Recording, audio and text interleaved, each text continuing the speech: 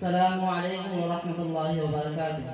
वालेकुम अस्सलाम वरहमतुल्लाहि वबरकातुह। जसीमुद्दीन, कैसे आना हुआ? मिजाज आली बखैर है? सब बखैर है नाज़िम साहब। हमारे मदरसा में एक मेहमान तशरीफ लाए हुए हैं जिनका ताल्लुक अरब से है और हमारे मदरसा के बारे में कुछ जानकारी हासिल करना चाहते हैं। सो मैंने कुछ मुद्दत तक कोशिश की है पर वो मज़ीद जानने का ख्वाहा है। सो कोई इस मदरसा में अरबी का जानकार है जो उससे गुफ्तगू करे? हाँ हाँ, ये तो बड़ी खुशी की बात है कि अरब मेहमान आए हुए हैं और रहा उनसे गुफ्तगू करना तो उनके लिए असातिज़ा तलबा भी हमारा वक्त मुस्तैद है और उस पर कादिरुल कलाम भी है। लिहाजा नाचीज़ ये काम कर सकता था, लेकिन अभी और इसी वक्त मेरा एक अहम सफ़र दरपेश है, लिहाजा मैं तौलबैन को भेज रहा हूँ, आप मेहमान को बुला कर लाइए। ठीक है नाज़िम साहब, मेहमान को मैं बुलाता हूँ।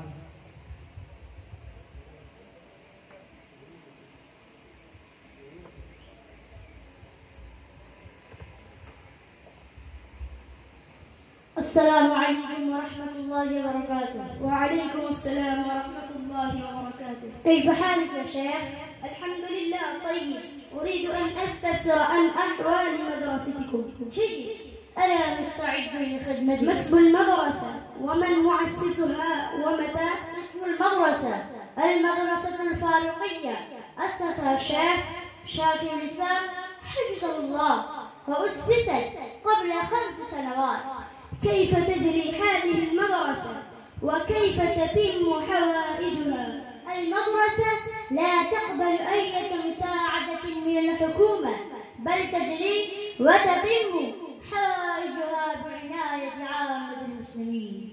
كم ميزانية للمدرسة سنة؟ 20 مليون تقريبا. وكم طالبا يتعلم فيها؟ 150 طالبا في جميع الأقسام. الله أكبر. وكم أستاذا يدرس فيها؟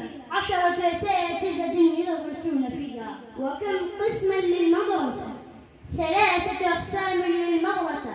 الأول القسم العربي يدرسون فيه القرآن الكريم مع والحديث والفقه والنحو والصرف والمنطق والفلسفة وغير ذلك من العلوم والفنون. والثاني قسم تحفيظ القرآن، يحفظ الأولاد القرآن الكريم مع قواعد التجويد ويسمعه كاملا في جلسة واحدة عند التخرج. والثالث قسم المدرسة الابتدائية، وهو روح المدرسة، يتعلم فيه الأطفال العلوم الجديدة والعلوم الدينية الابتدائية.